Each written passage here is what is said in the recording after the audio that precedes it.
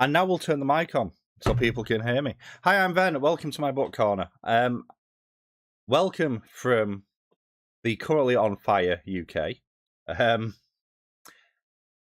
It's 32 degrees, people. This isn't normal. So, however, yes, we are here because no, I wasn't trying to be muted. I was just being thick. I've realized I haven't streamed on YouTube since April, so there we go. I'm blaming it on the heat, Darkstar. It's the heat. It's just not right. I dislike it. How are you coping? How are you doing? Are you alright? Are you also a puddle on the floor? Like the majority of the UK right now? Because it's horrible. Like, I don't like at all. Right, let's reduce it. Yeah, the heat's horrible. I've just worked 10 days in a row as well. So the reason we're doing a live today is because I am not in the mood to sit and edit this horrific thing. And I wouldn't be getting it right in one run through. So we're at the halfway point of the year, which means everyone is doing the mid-year Freakout book tag. And I thought, fuck it, might as well do it myself. So, mainly because I need to get back in the habit of actually doing things on YouTube before Don't Die July next month. So, this is, I don't even know how many prompts it is. How many prompts is it? 13 prompts. Too hot for headphones. I mean, I never listen to myself back anyway, because I hate my voice. So, that's a bonus. An abnormal bonus, but a bonus nonetheless. What is this? What are you trying to sell me? Ooh, my Illumicrate order's been shipped. That means it'll be here on Saturday. Yay! I have the Mindscape box, which I'm curious to see how I like that. So, my PC might explode at some point as well. But yeah, this is the mid-year Freakout book tag, 13 prompts. Just going over a little bit of the reading for the year, where we're up to. Hey, Elaine, how are you doing? How's life? Well, I know how life is, and things are, but please tell the crowd that are here. You just got the same notification. Nice. Do you get the Mindscape box? I didn't think that. Is it Mindscape? Mindsense? I can't remember. I should know because I've literally just looked at the email and gone, ooh. So that's another one for the list. Right, so we are going to sideways it a little bit first with, where's my software? Right, that can go away. Don't need that. I haven't got my second screen on either, so we want window capture. There we go. So that's my reading for the year so far. This isn't one of the prompts, but around 39 books. Oh, same. Oh, I'm very curious how you find it as well then. Because it's not my favourite genre, but I have a suspicion they might be the prettiest books. So, well, yeah, this is my reading for the year. 39 books, 8,300 pages, and 123 hours. That'll go up to 40 by the end of the month, because I am reading The Ritual by Chantal Tessier, or, as I like to call it, S.A. The Guide for Rich White Men, because it's awful. So, there we go. This is why I like Storygraph. And then if I scroll all the way down there, you can see, I was going to say how little romance I've read, but that's actually quite high. You can see everything else. So, fun size. But that's not the interesting one for today. We have other bits that are interesting. So, prompt number 1. The best book you've read so far in 2026. And there's only 2 books that I've given a true 5-star to so far this year. One is a Terry Pratchett book, so we're not going to do that one. That will feature later on. Instead, I want to talk a little bit about Copper Skin and Oaken Lungs by Adam Bassett. This is an indie dystopian fantasy that came out earlier this year, and the premise of this is really interesting. It's set in what feels like a medieval village, but it's cut off from the world by basically this miasmic fog. And the people can't leave, and there's things that exist in the fog, but there's various secrets being kept. But because this is a sort of medieval setting, and the technology is regressing because of lack of resources, you have you have this interesting thing where you have technology and magic sitting side by side and a little bit of distrust, but you also have the idea of what happens to a secluded village when the food runs out, who gets blamed, all that sort of stuff, and then the flight away as people try and escape this. It's really, really good. Really, really, really good. It's book 1 in a series. Book So Yesterday had many pratchett's. Did I miss Vens up a bit? What was my other bit? I don't know. Have I forgot? I had my graph on a second ago. I'll put it back up at the end though. If you like what feels initially a bit like historical fantasy, with some grim dark elements and then some mystery magic thrown in, this is really, really good. I'm very excited for book 2. It was, who was it that mentioned this? I think it was Chris over at Fictional Escapist, who first mentioned this. I think it was already on my list anyway. But this was spectacular. One of my 2 5-stars of the year. We will touch on the other one later on, though. But I didn't want to put a Pratchett. You should have bought them all, by the way, Elaine. Yeah, it's not close right now. This is, at the moment, my book of the year. So, right, I need to move that over there. They may have been small. They, in this heat, definitely small, I'll tell you. Terrible. Anyway, number 2 is the best sequel you've read this year. Now, I've not read many book 2s this year, or book 3s. So, this one goes to one that I've only read this month. And Rising Gale by Z.B. Steele. So this is a follow-up to Whispers of the Storm, which was one of my books of the year last year. Continuing the backward-facing narrative of Redlin of the Wolves. Can't speak. This is not good. And this is taking off pretty much exactly from where he was retelling his past in book 1. But I was watching out for things in this one because I was lucky enough to interview the author Z.B. Steele last year. And one of the questions was about how reliable a narrator is Redlin, and he deliberately didn't answer this. So I started looking for inconsistencies within the narrative, about the mood, within the tone, and things that just didn't seem to quite add up. And it made it a really, really interesting read. I will say it took a bit longer for me to get into this. I'll also say that Redlin as a character, not a nice character, not a nice guy. This is grimdark fantasy though, so you're not going to get many nice guys. It's the sort of, in some ways, he reminds me a little bit of Fitz from the Farseer trilogy, a little bit. That sort of constant punishment and anguish, and this is someone who is not allowed a happy ending by the feels of it, and probably doesn't really deserve one so much, to be honest. Which I like that. I don't necessarily like people to have happy endings. You can have our hate. Darkstar and I will happily ship it back to you at our own cost. It's horrible. Thunderstorms tomorrow morning. So, but yeah, that's my favourite sequel of the year so far. But I do have some others coming up. I gave it a 4.75 stars. It's still very, very, very good. And the ending kind of confirmed-ish what I was feeling going through it. It's also really interesting having the main character act as the narrator of their own life to somebody else, because you naturally have that spin that's being applied to it. And then you take a perspective shift out of that, where you have like these intermissions where you actually have present day Redlin speaking to the Inquisitor and going through everything and then bouncing off each other. And they're actually probably my favourite parts of the book. I'm certainly very, very quotable. So, pardon me.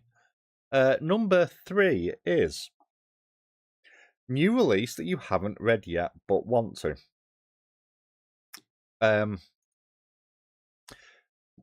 This one, hang on, I've not got, can't see my screen. This one, Hyo and the Deep-Rooted Demon. Now, this is a very pretty book, and it's pretty inside as well because it has lots of nice little artwork pieces in there. It's just gorgeous. it's like a step between a novel and a manga, and it's just so pretty. But I've done the same thing with this as I did with book one, which I eventually read and loved it after leaving it far too long. I don't know a huge amount about this. I just know that it's a book two that follows the same characters. I really loved book one. I think when I reviewed it, only about 19 people had rated it. Chaos! Hey, Kat. How are you?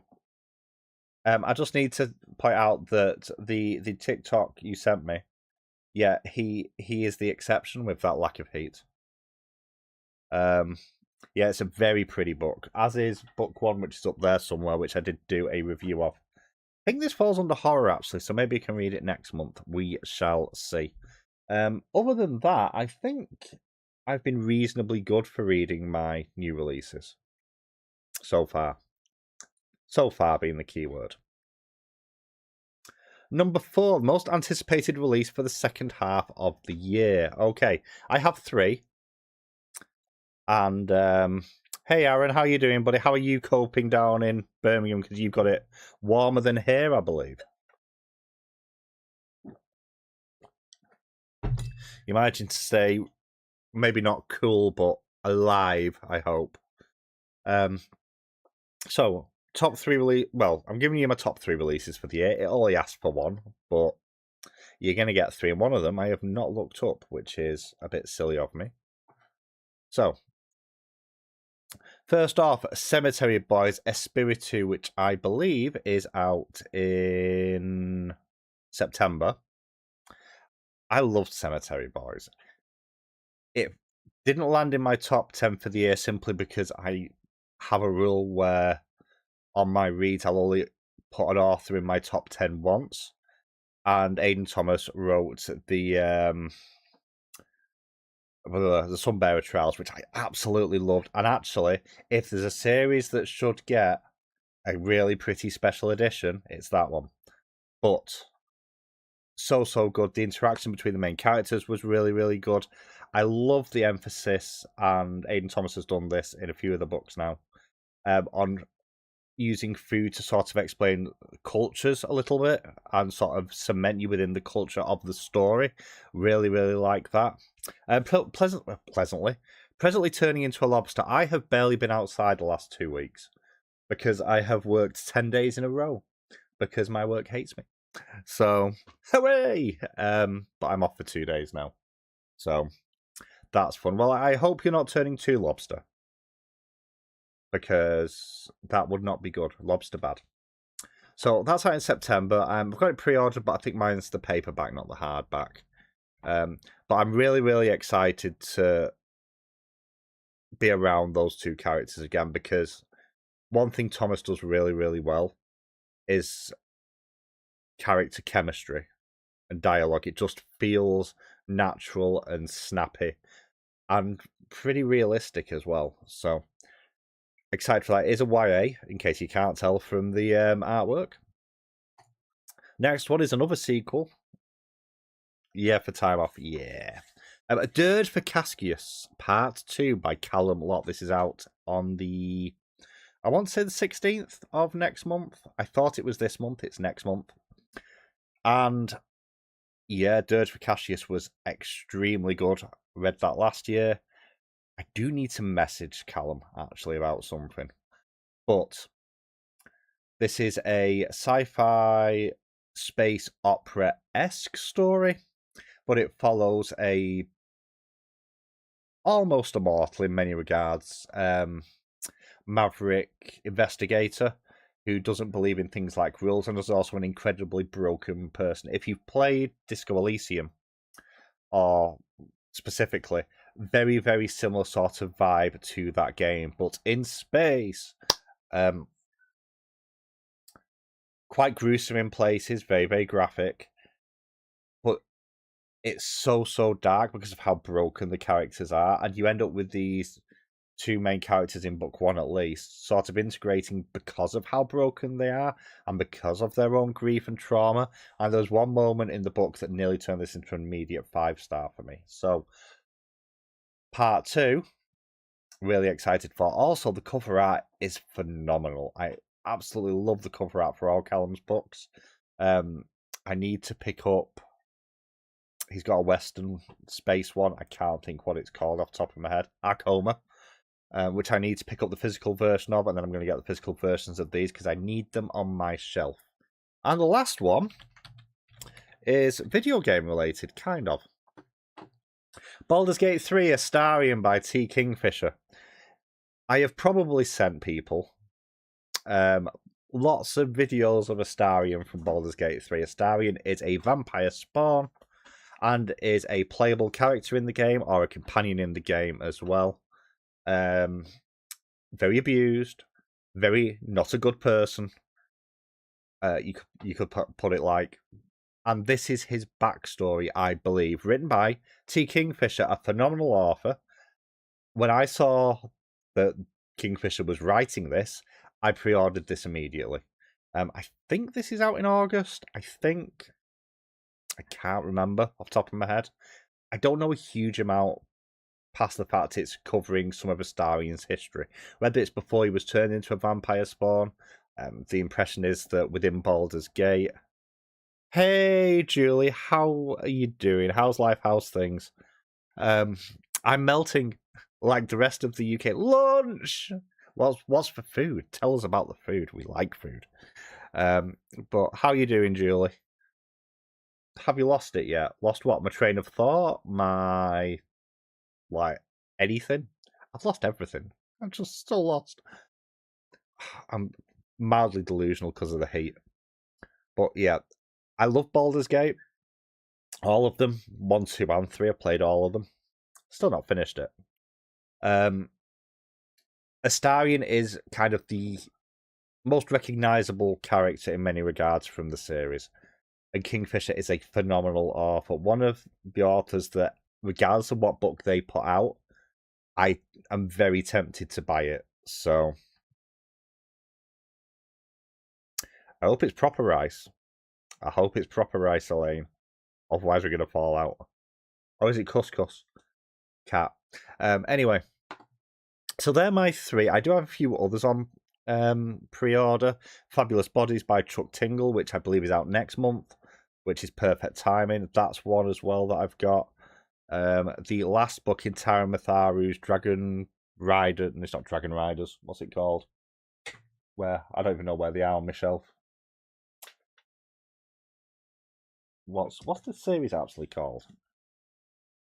I don't know. I don't know what the series is called. Oh, the Soulbound Saga. There we go. Book 3 of the Soulbound Saga is out later this year.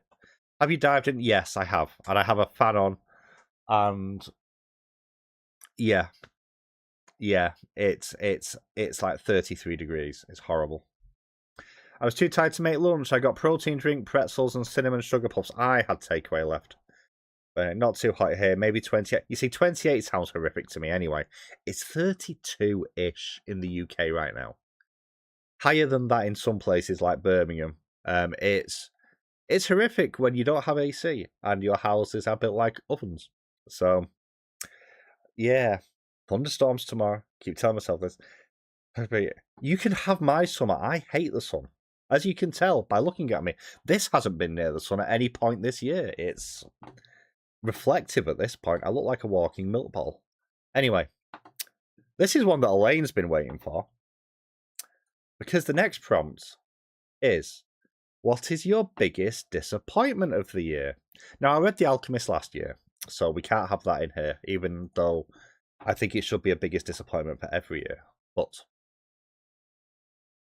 Court of Wings and Ruin, Book 3 in the Akhtar series.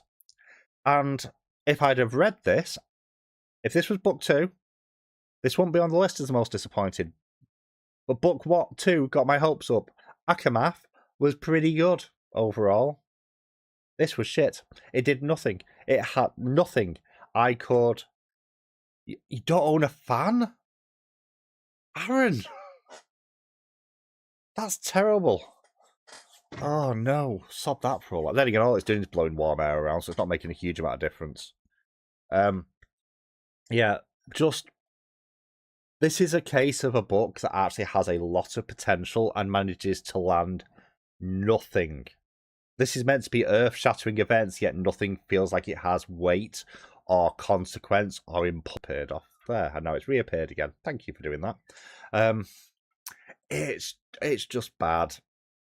It's just bad. And further into the series I read, the less I like most of the characters, which is impressive because it was a low bar. Yeah. No. I'd have read the next one, the novella. I'm not going to carry on the series unless somebody literally pays me. So that's how that's going to work. And I'm certainly not reading the new ones because sod that. So there we go. My biggest disappointment of the year. There is a special mention for that, but I can't remember what it's called. That's how forgettable it was. Skin Parade. It's called The Skin Parade by someone Schumacher. A little indie book, which I'm not sure if it... Oh, no, it is out. And it should have been really, really good. It should have been an extra 100 pages, and so it caused itself a load of problems. So, there we go. That's that one. Number 6, the biggest surprise of the year. There's been a few. But I'm going for Bar Hopping for Astronauts, Cosmic Horror, Late Stage Capitalism, and Other Light. Reading, this is a sci-fi and horror short story collection by Leo X. Robertson. And it's just really, really, really, really, really good. Like, really good. There's a few real standouts in here. One in particular is a story about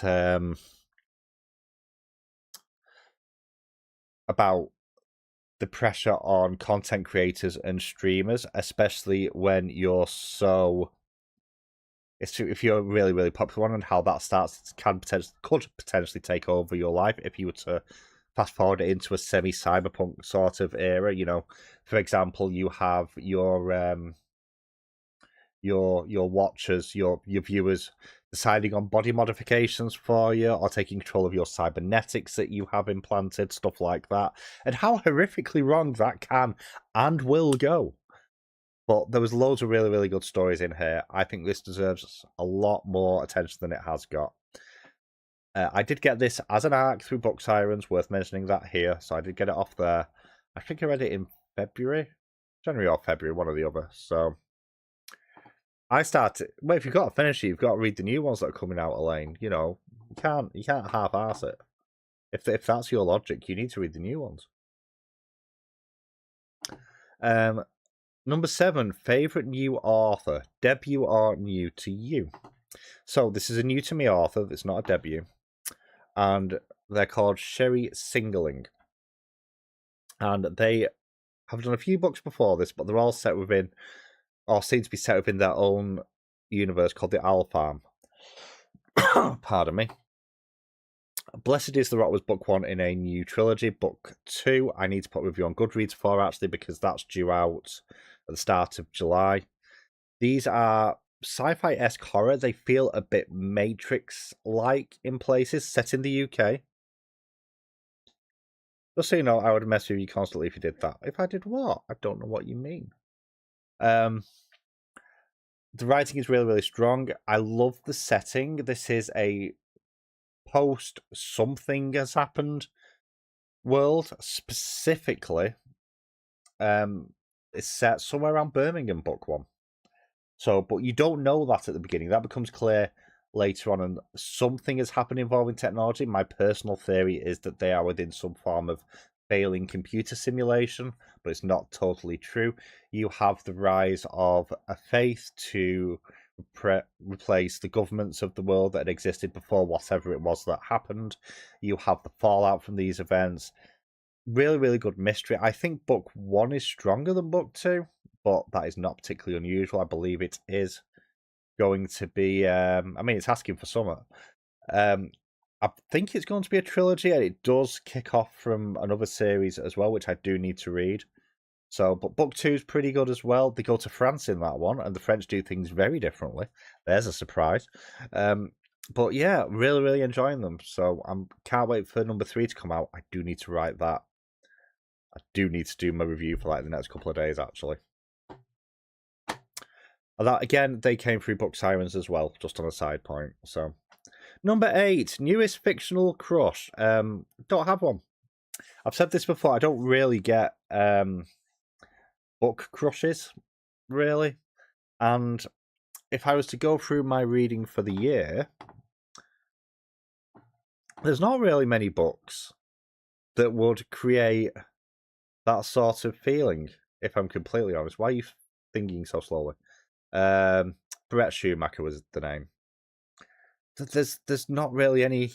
Most of the characters this year have been horrible, and the more spicy stuff I've read, the characters are even more horrible. So, yes, absolutely, none of them. I have developed a crush on. So there we go. I think I gave the same answer last year actually, because book crush is not really a thing for me. But DNF is a thing, Elaine. I've probably got 200 series started. I mean, I don't finish series, but only because I get distracted. Yeah. I'm currently reading The Ritual by Chantal Tessier, which is a dark romance, which I had recommended to me by a customer at work. I'm not doing Spicy September. I may not be on BookTube by then. But that's another live. We shall get there later. Not today, though. I won't be doing Spicy September, so I don't do Spicy September. Next prompt is... Oh, no, that's the wrong button. Newest favourite character. Okay, so this is a bit of a weird one. Because I'd read this character before. Which one is it? That one? No, that one. That one. That one. Kellen of the House of K from the Spell Slinger series. So, I read book 1 last year.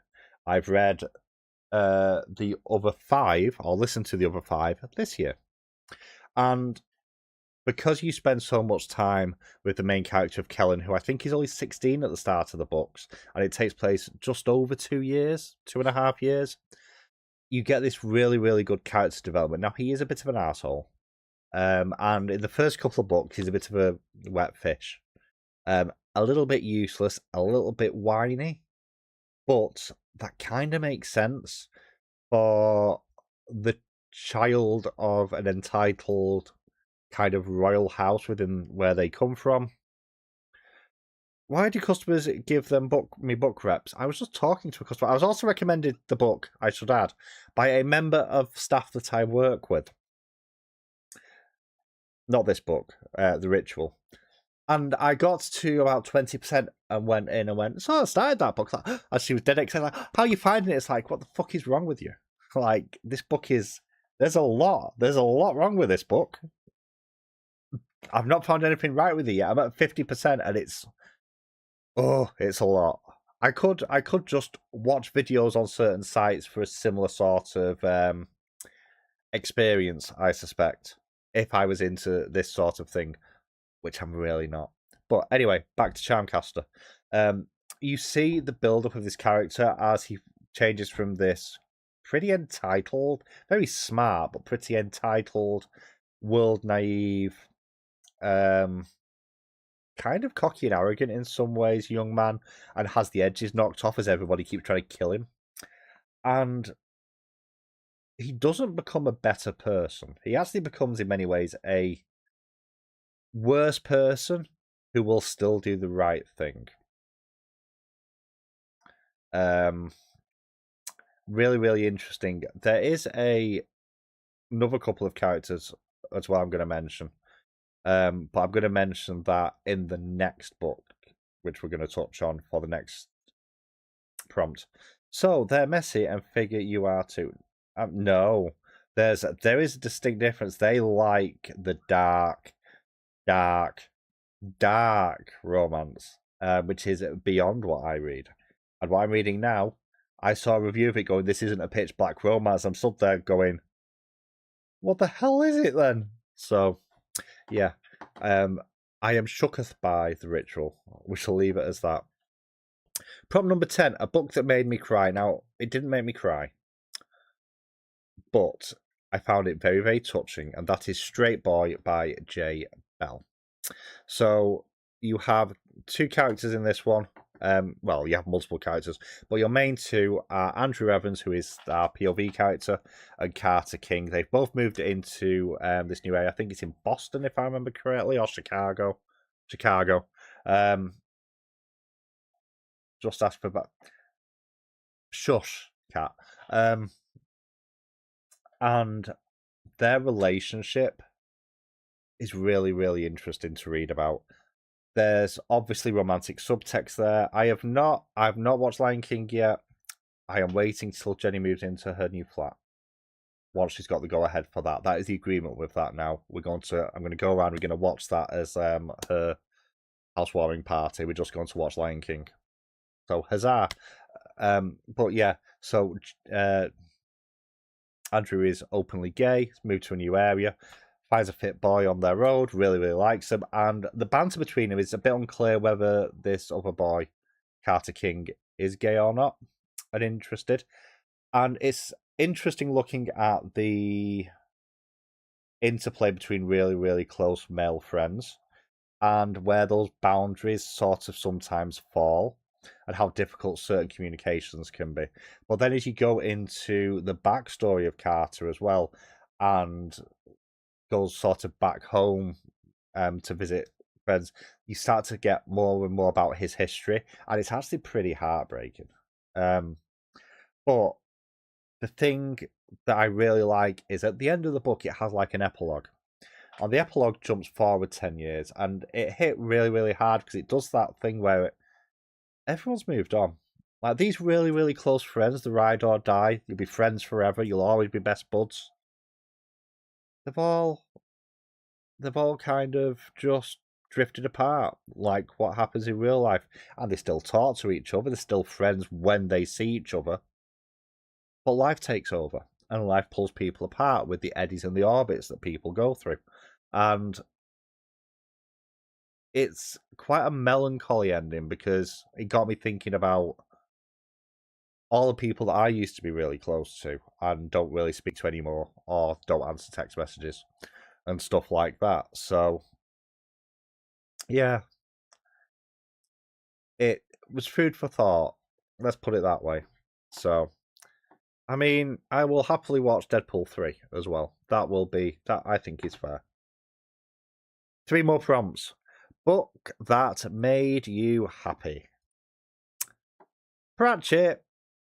It was always going to be Pratchett. I don't think... Have I actually... Yes, I have. Masquerade. This is the... Is it somewhere near me so I can grab it? Ow! I think it might be. I'm not standing up on camera today. Where are you? Where are you gone? Why are you not in order? Why are you not on my bookshelf?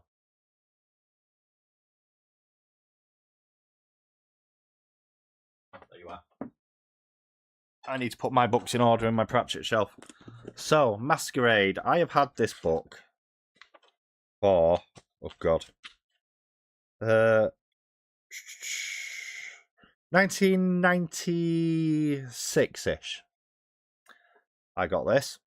It is a well-loved edition of the book. As you can see, it is actually the bindings are beginning to fail on it. This is, however, Phantom of the Opera inspired story about the witches, specifically the idea of when you don't have 3 witches, you don't have a coven anymore, you have an argument because you need one to help them make up. And they lost one of their coven because they decided to take a demotion and become queen. So there was one girl who, I know, right? Me happy about a Pratchett book. There was one girl who was really interested, but they've gone off to the big city. So one of the witches comes up with a con to get them to the big city, and then they get there, and they get to the opera, and things are going on. And there's a few lines in here. The one that sticks out for me is one. I have a book. I don't know where it is. I have a Bible, which is shocking, I know, because it's me, from 1916 somewhere. it's 1916 or 1920. Pretty sure it's 1916 though. New Testament that's been in the family since it was printed. I think that's the oldest book I've got. Might be wrong. I've got a science book that's ancient somewhere as well. But there's a quote in here from. There's a couple of quotes. The first one is one that I kind of live by with my kids, and it's. And I'm going to paraphrase here. Granny Weatherwax would have no truck with psychology because psychology aims to teach you that the thing you're afraid of doesn't exist. Granny is more practically minded. If you think there's a monster under your bed, she would give you a stick and a stool to stand on and tell you to deal with it. And that is kind of how I've always been with my kids. Don't hide from your fears, face them. Doesn't always work, obviously. If a bull's running towards you, maybe don't stand there. But that's one of the quotes. And the other one is right at the end of the book where this young witch still trying to hold out and not go back. It's like, I suppose you're going to teach me then. And Granny Weatherwax turns around and goes, no, I'm not going to teach you. Don't have the patience for that. But I might let you learn. And that's a really interesting quote because you learn more when you're willing to learn than when someone is willing to teach. So, love that. My other 5-star book of the year. But again, not a surprise. It's Pratchett, my favourite books. Up next, we can disappear the window capture now. We do not need it. Prettiest book of the year. I'll be honest. I am not blown away. I've just thought there's another one that I could have put on this list, actually, but I don't know where it is on my bookshelf. Even though I've had some... where is it? Even though I've had some special editions pretty much every month this year, I've not been blown away yet. But my favourite so far is Japanese Gothic, the Illumicrate edition by Kylie Lee Barker. I love the effect of... You can, like, the paper walls with the silhouettes behind it, but where this really shines... I mean, the sprayed edges are a bit meh, to be honest. But where this shines is the naked hardcover. Now, it's a little bit disturbing because it's a dead body in a box, you know. But that's gorgeous. The internal artwork as well, I don't know how well it's going to come out on the camera, is absolutely stunning. Like, this is going to be one of my reviews for next month because I am reading this next month for Don't Die July. You know what isn't really a tough choice? There's the only other book, I don't know where it is on my shelf. I think it's all the way over there and I don't want to move again because I can't see it. I can't remember the name of the author or the name of the book for that matter, to be honest, because I keep buying books. I might be buying more books at the weekend, actually. Yeah, they're very fitting. They're just not as pretty as some of the others. What is the other one? Where is the other one? There it is. The Book of Fallen Leaves. Where you at? Hello, cat. Come and say hello. Do you want to come and say hello? Come on. Come on, you're prettier than the books. Come here. Come. You don't like the fan, do you? Come. Yeah. Bruce. Wait.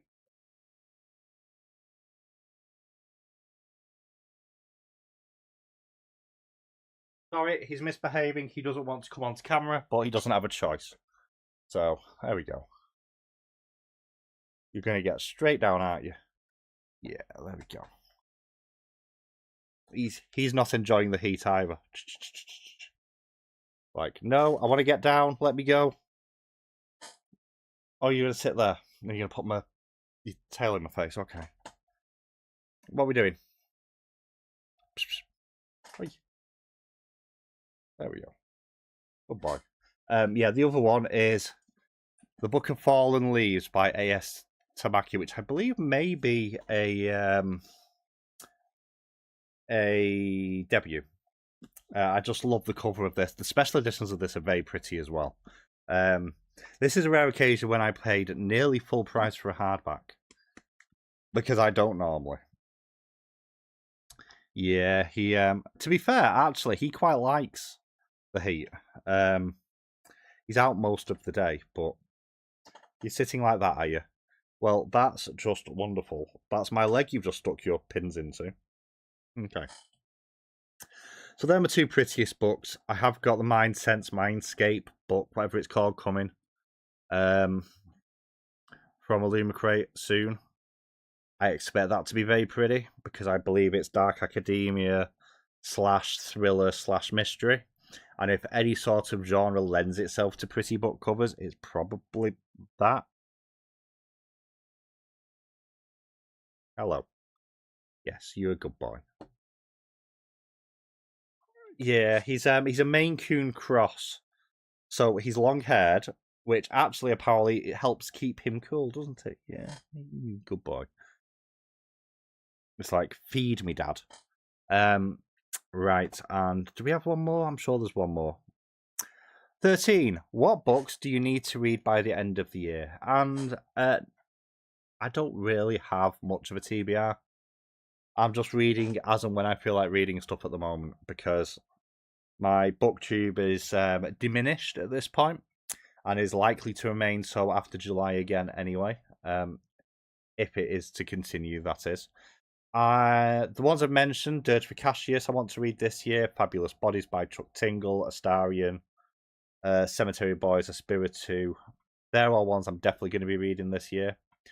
And then Japanese Gothic as well. And there was another one that I was reading next month, but I can't remember what it is.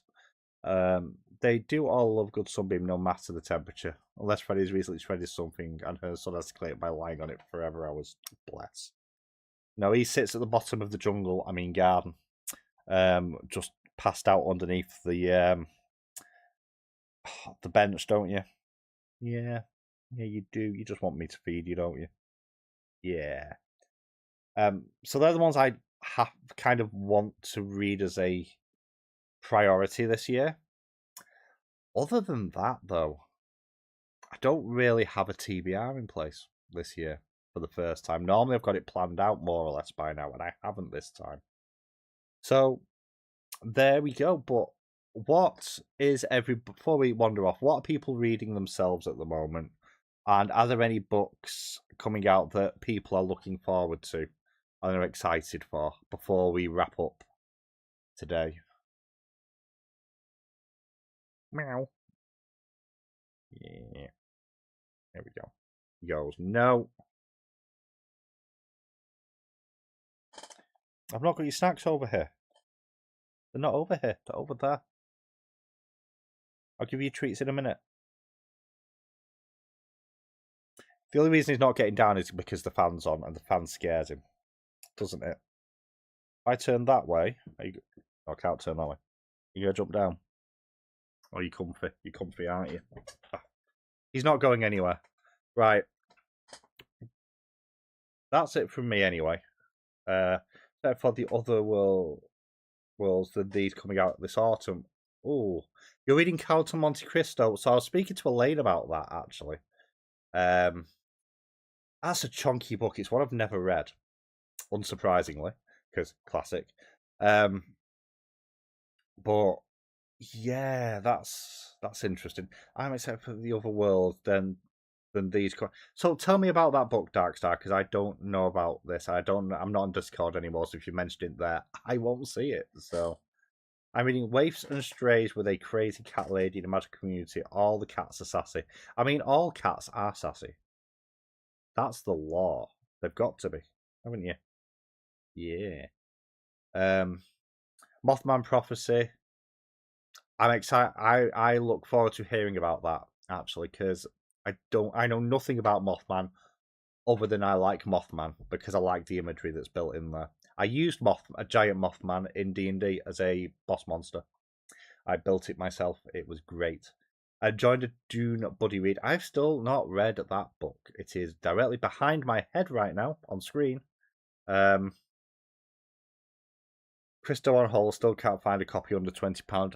You know what? I meant to look for one on when I was in Manchester the other day. I got really confused though because since I've been last, because I've avoided the big Waterstones in town because there's two. I've avoided the big one because we're doing work on it, and I went in the other day and I was so horribly lost, like really horribly lost because everything had moved. Not even slightly, and it's like, and I was meeting Chris from Fictional Escapist, who was over from Australia, so my first booktuber meetup.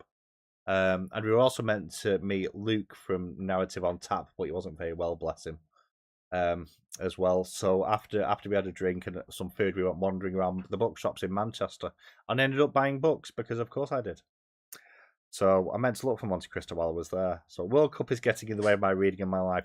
I've only watched 2 World Cup games, which is terrible. They were the England games, but normally I watch all of them. But because of the times and because of work, it's not paid any attention whatsoever, which is really, really bad.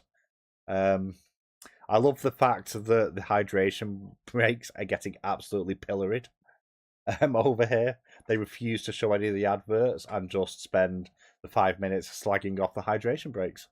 While if it's an England or a Scotland match, everyone just boos them.